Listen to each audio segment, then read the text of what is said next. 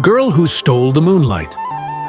In a quiet valley where the nights were darker than ink, there lived a girl named Leora. No stars twinkled above her home, and no moonlight ever kissed the rooftops.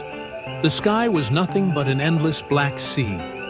The elders said the moon had been stolen long ago by a sorcerer who hoarded its glow in a glass jar atop the tallest mountain.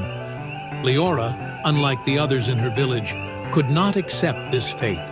She longed to see the world bathed in silver light, to dance in the glow of a full moon, to see her own reflection shimmer in the river at night. So, one evening, with only a lantern and a satchel of bread, she set off toward the distant peak.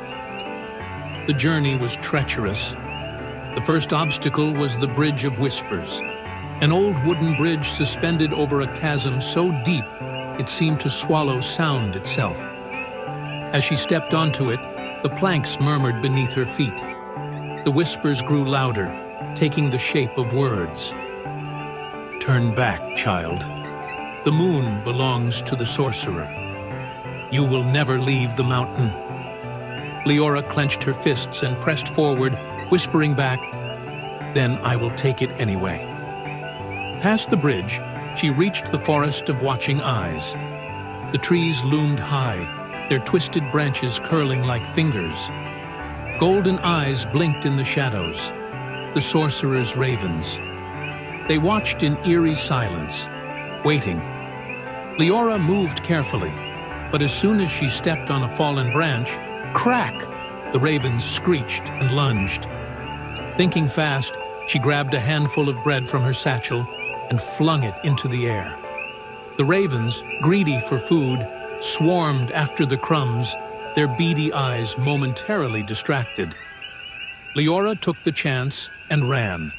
At last, she reached the peak. The sorcerer's tower was made of black stone, its door slightly ajar.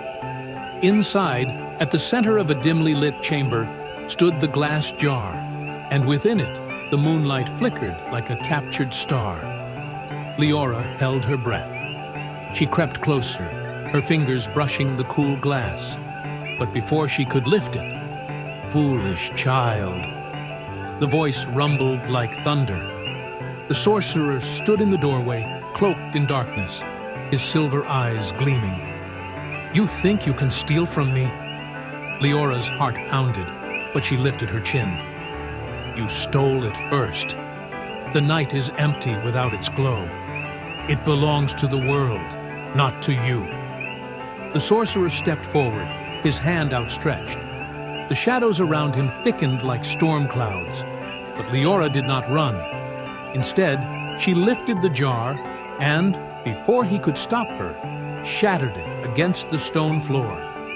Moonlight exploded into the room, flooding every corner with silver radiance.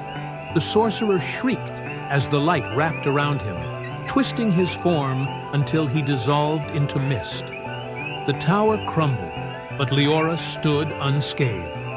The moonlight, now free, soared into the sky, taking its rightful place among the stars. As Leora made her way back home, the villagers stood outside, faces upturned in awe. For the first time in generations, the valley was bathed in silver light. The river sparkled, rooftops glowed, and shadows stretched gently instead of swallowing everything whole. Leora smiled. The night was no longer empty.